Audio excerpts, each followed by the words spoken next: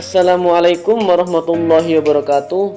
Kami mahasiswa Universitas Ma'arif Lampung, Fakultas Tarbiyah, Prodi Pendidikan Agama Islam semester 2. Tujuan video ini dibuat yaitu untuk menyelesaikan salah satu tugas mata kuliah Ilmu Pendidikan Islam dengan dosen pengampu Bapak Ikhwan Aziz MPDI.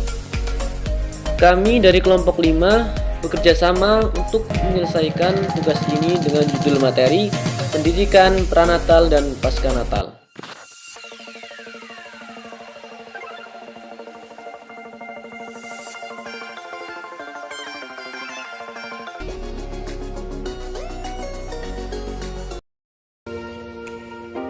Dan sebelum masuk ke materi, saya akan memperkenalkan diri saya sendiri dan 3 teman saya. Perkenalkan, nama saya Suryadi Armanto dengan nomor NPM 22 12 10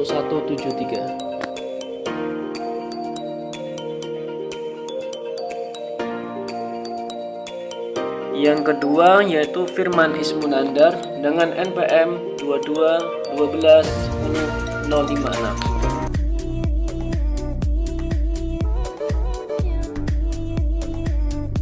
Selanjutnya yaitu Muhammad Tegas Abdillah dengan NPM 22 12 10 097. Dan yang terakhir yaitu Ferdi Agustian dengan NPM 22 12 10 053. Baiklah, kami dari kelompok 5 akan mempresentasikan materi kami yang berjudul Pendidikan Pranatal dan Paskanatal.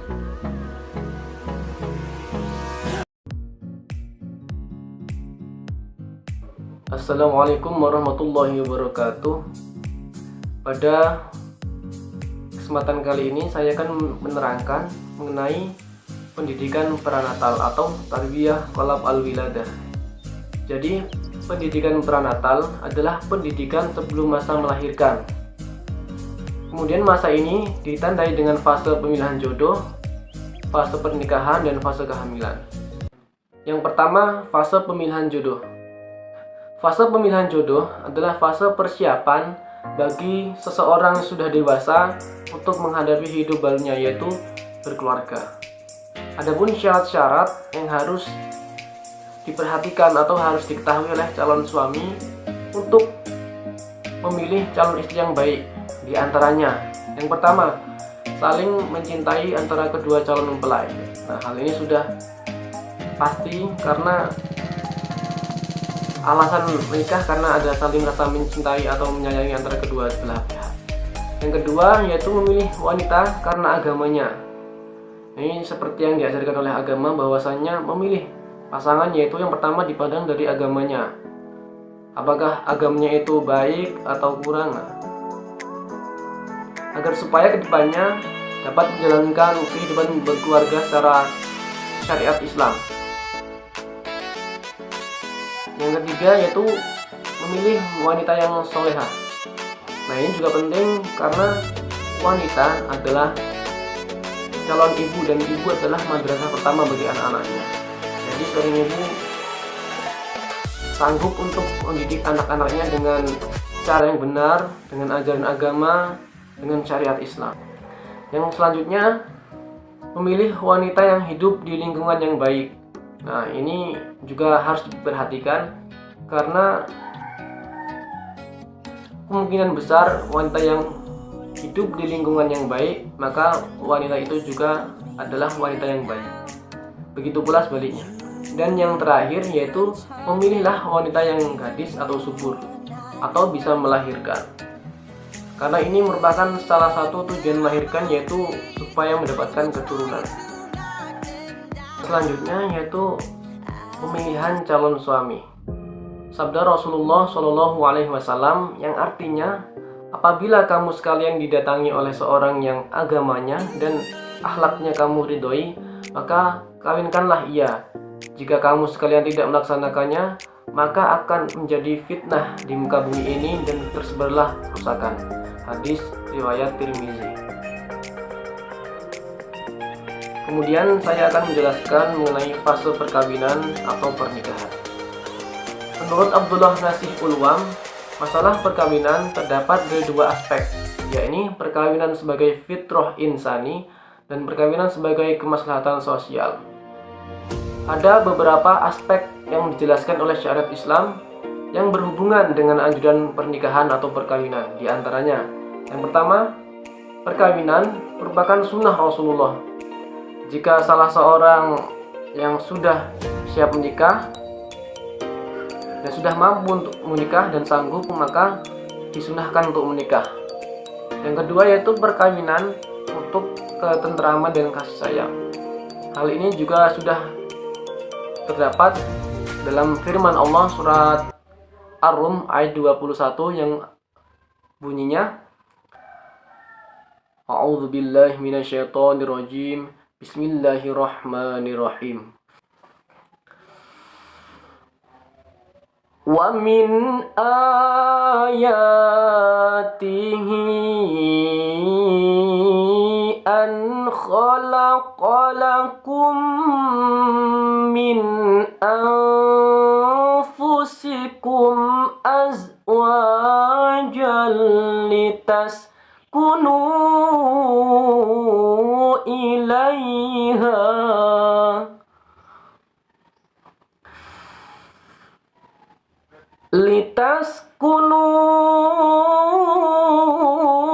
ilaiha wa ja'ala bainakum mawaddatan wa rahmah, yang artinya di antara tanda-tanda kebesarannya ialah Dia menciptakan pasangan-pasangan untukmu dari jenismu sendiri, agar kamu cenderung dan merasa tentram kepadanya, dan Dia menjadikan di antara kamu rasa kasih dan sayang. Yang ketiga yaitu perkawinan untuk mendapatkan keturunan. Ini juga merupakan salah satu tujuan pernikahan, itu supaya mendapatkan anak atau keturunan kedepannya. Dan yang terakhir yaitu perkawinan untuk memelihara pandangan dan menjaga kemaluan dan kemaksiatan. Nah, jika seseorang sudah tidak sanggup untuk menjaga pandangan atau menjaga dirinya dari kemaksiatan, maka sudah wajib untuk menikah. Mungkin itu saja yang dapat saya jelaskan. Kurang lebihnya saya mohon maaf. Assalamualaikum warahmatullahi wabarakatuh.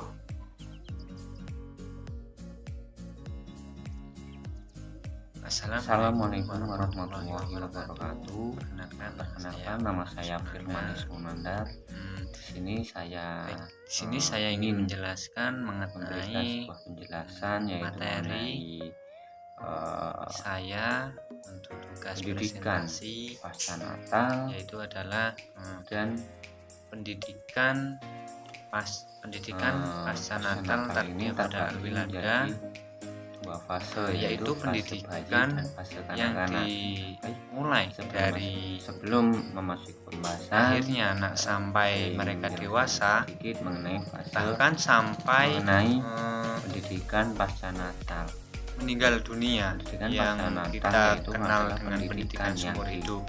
Nah, pendidikan ini yaitu memiliki beberapa fase, diantaranya yaitu fase bayi sampai mereka dewasa. Nah, fase bayi ialah fase sampai meninggal dunia yang kita kenal dengan manusia terhitung saat kelahiran sampai kira-kira berumur 2 tahun. Selama ini rentang waktu jadi beberapa fase itu, diantaranya yaitu kehidupan bayi biasanya sangat fase bayi ini adalah tergantung sekali pada pihak lain antara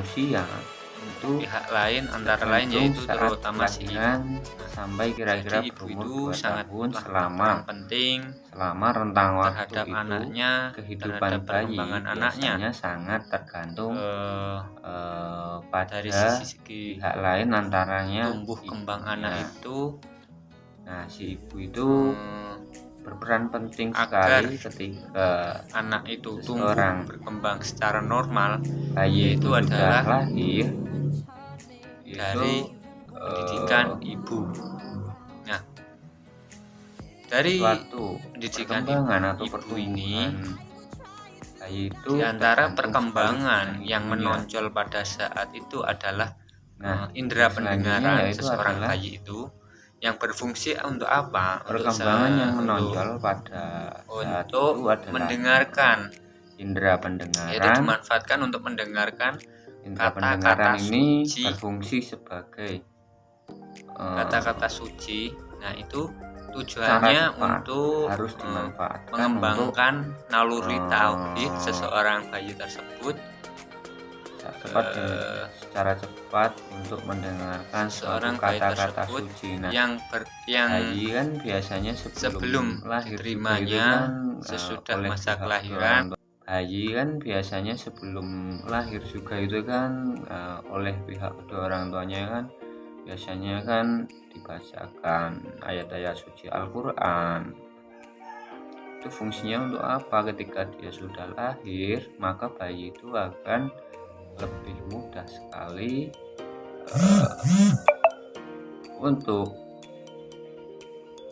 mendengarkan suara-suara suci, itu untuk tujuannya untuk mengembangkan naluri tauhid seseorang bayi tersebut, seseorang anak tersebut nantinya ketika dia sudah lahir atau ketika dia sudah menginjak dewasa, maka sesuai dengan ajaran Islam dia itu sudah bisa beradaptasi ketika sudah lahirnya nanti.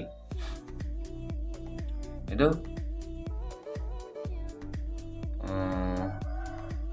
sebelum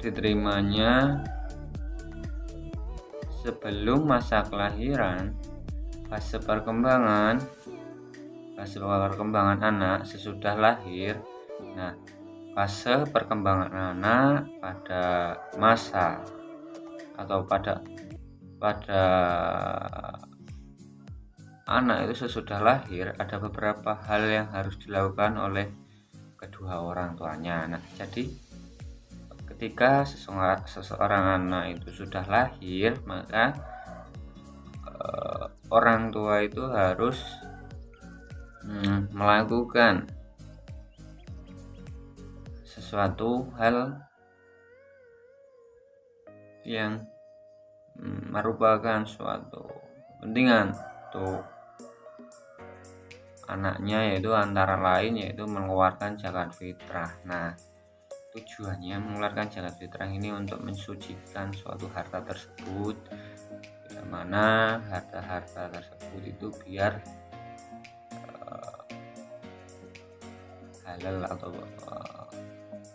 halal dan berkah dalam kehidupan sehari-harinya. Tujuan zakat fitrah itu mensucikan harta. Yang kedua yaitu mendapatkan hak waris. Nah, seorang anak itu haruslah mendapatkan hak waris pada kedua orang tuanya. Agar apa tujuannya? Agar anak tersebut itu bisa merasakan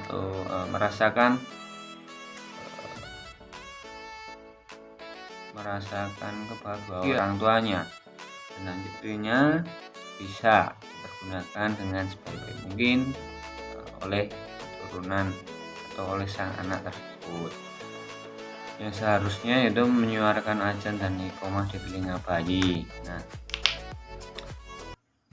tujuannya yaitu agar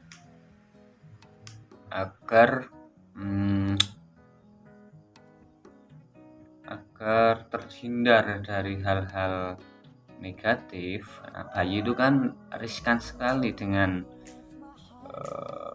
hal-hal suatu yang aneh-aneh seperti makhluk halus itu kan. Ketika seseorang bayi itu lahir kan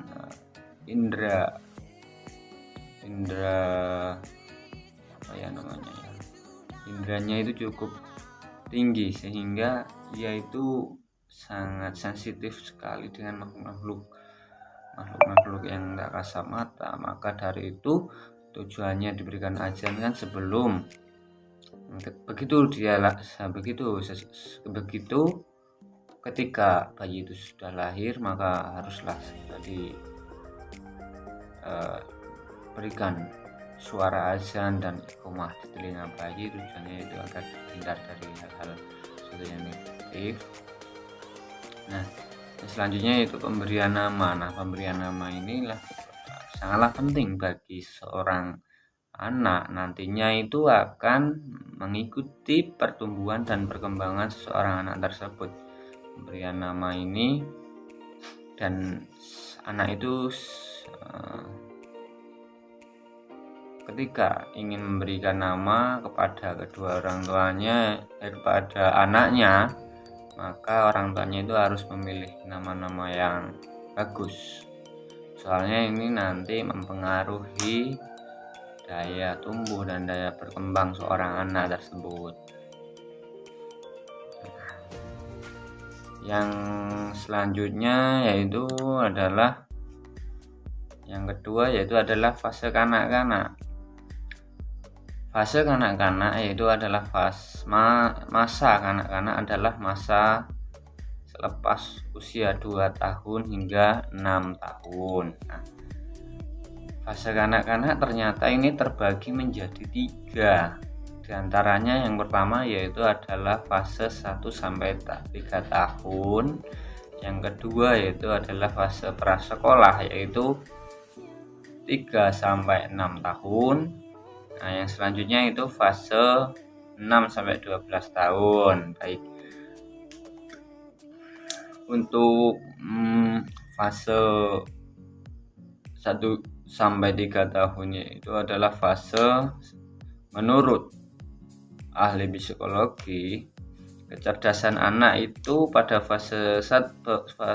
umur fase 1-3 tahun itu dapat meningkatkan daya kecerdasannya anak itu. Kecerdasan anak itu yaitu orang tuanya itu harus memberikan makanan-makanan yang bergizi, makanan-makanan yang memiliki protein tinggi, agar anak tersebut bertumbuh dan berkembang secara baik.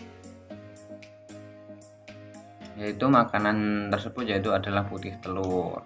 Nah, selanjutnya yaitu anak itu harus selalu diajak komunikasi agar daya berbicaranya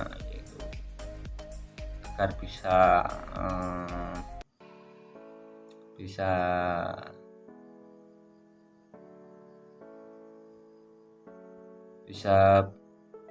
berbicara dengan baik, harus diajak selalu berkomunikasi dan selalu diberikan macam-macam permainan yang cocok dengan umurnya. Yang selanjutnya yaitu fase prasekolah. Nah, fase prasekolah ini yaitu umur 3-6 tahun. Nah, karakteristik anak pada usia ini yaitu pada fase ini dapat mengontrol tindakannya, selalu ingin bergerak, bercanda, mengenal karakteristik dan mempunyai sikap atau daya belajar ini ingin mengulangi hal-hal yang baru pada masa-masa fase prasekolah ini. Selanjutnya yaitu adalah fase 6-12 tahun. Nah, karakteristik anak ini pada fase 6-12 tahun ini sudahlah mulai memberikan sebuah perubahan dalam pemikirannya. Di segi pemikirannya, yaitu anak ini sudah memiliki sikap malu, dalam arti anak tersebut itu sudah bisa memiliki sikap rasa malu ketika auratnya dilihat orang lain, dan umur 6-12 tahun ini, fase ini yaitu anak tersebut itu dekat sekali dengan ayahnya, itu semakin erat hubungannya,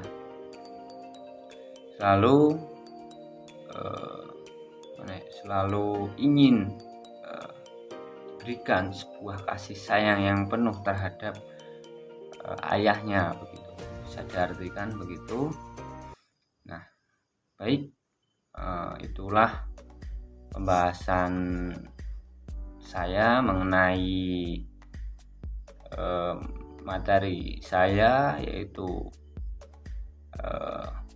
perkembangan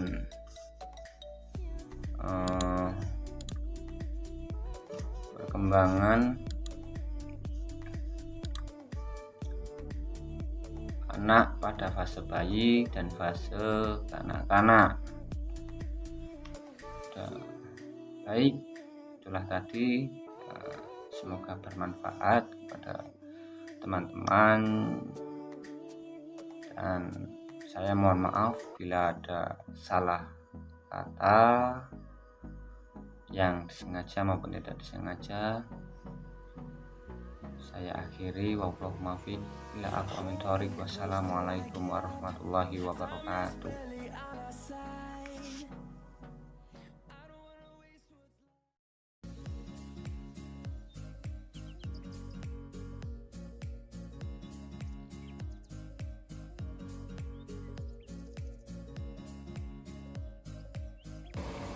Assalamualaikum warahmatullahi wabarakatuh. Di sini saya akan menjelaskan fase remaja.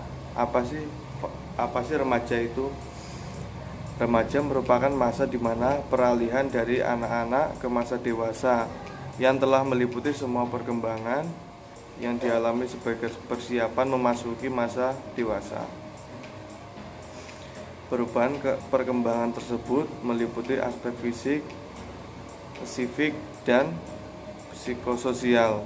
Masa remaja merupakan salah satu periode dari perkembangan manusia. Remaja ialah masa perubahan atau peralihan dari anak-anak ke masa dewasa yang meliputi perubahan biologis, perubahan psikologis, dan perubahan sosial. Remaja merupakan perkembangan masa transisi dari anak-anak menuju dewasa. Masa ini dimulai sekitar pada usia 12 dan berakhir usia 18 sampai 21 tahun. Masa remaja ialah masa-masa di mana cara berpikir seorang anak masih fresh, yaitu dia bisa menerima ataupun mengontrol masukan atau pendapat-pendapat dari orang lain sehingga mudah dicerna oleh seorang anak itu. Oke, mungkin itu saja dari saya tentang penjelasan mengenai remaja. Kurang lebihnya saya mohon maaf, kepada Allah saya mohon ampun.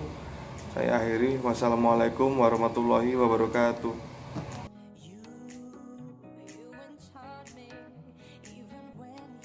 Baik, di sini saya akan menjelaskan tentang fase dewasa. Jadi, usia dewasa dimulai dari sejak akhirnya kegonjangan jiwa yang menimpa masa remaja. Dengan demikian, usia dewasa bisa dikatakan masa ketenangan jiwa, ketetapan hati, dan keimanan yang tegas. Jadi, fase dewasa ini dibagi menjadi 3 tahapan. Pertama yaitu fase dewasa dini. Fase yaitu masa pencarian kemantapan dan masa reproduktif, yaitu suatu masa yang penuh masalah dan ketenangan emosional, periode isolasi sosial, kemudian periode komitmen dan masa ketergantungan, perubahan nilai-nilai, kreativitas, penyesuaian diri pada masa hidup yang baru. Masa dewasa dini dari umur 18 hingga lebih kurang 40 tahun. Kemudian yang kedua yaitu fase dewasa madya. Jadi fase ini dipandang sebagai masa usia antara 40 tahun sampai usia 60 tahun. Ada 10 karakteristik yang bisa terjadi pada usia dewasa madya. Yang pertama, yaitu merupakan periode yang sangat menakutkan, dan yang kedua usia madya merupakan usia transisi. Kemudian masa stres, kemudian yaitu usia yang berbahaya, kemudian usia canggung, masa berprestasi, dan masa evaluasi dan dievaluasi dengan standar ganda, kemudian masa sepi, dan yang terakhir masa jenuh. Biasanya pada umur dewasa ini akan tampak tanda-tanda atau isyarat yang menunjukkan kemana kecenderungan yang sebenarnya, ke arah kebaikan atau kejahatan, menjadi manusia pembangun atau perusak. Dan yang terakhir yaitu masa dewasa akhir. Jadi masa dewasa akhir atau ini mempunyai ciri-ciri 3, yaitu pertama merupakan periode kemunduran, dan yang kedua perbedaan individual pada efek menua, dan yang ketiga usia tua dinilai dengan kriteria yang berbeda. Pada umumnya ketika seorang telah mencapai usia dewasa, dia sudah mempunyai banyak ilmu, pengetahuan, dan pengalaman. Sedangkan selainnya mereka langsung berhadapan dengan masalah pekerjaan, masalah kemasyarakatan, dan perkawinan. Atas dasar itu, pendidikan yang diberikan pada mereka harus sesuai dengan situasi dan kondisinya. Pendidikan agama Islam bagi mereka masih dibutuhkan. Mungkin cukup sekian yang dapat saya sampaikan dari fase dewasa. Saya akhiri. Assalamualaikum warahmatullahi wabarakatuh. Cukup sekian materi yang dapat kita sampaikan. Kami ucapkan terima kasih dan semoga bermanfaat. Wassalamualaikum warahmatullahi wabarakatuh.